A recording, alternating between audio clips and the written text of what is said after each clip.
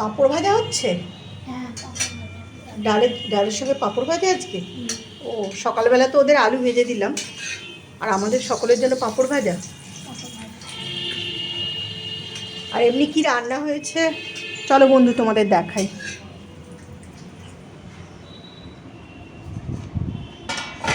এটা হচ্ছে লাউ শাক চচ্চড়ি, তাই তো মা?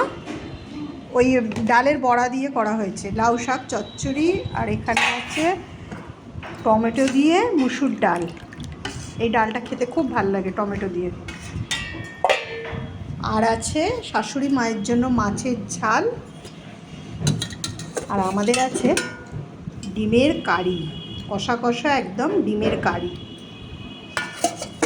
আর এদিকে আছে গরম ভাত, পাঁপড় ভাজা। ভালোই হয়েছে, চাটনির সাথে পাঁপড় ভাজা আর ডালের সাথেও খাওয়া যাবে।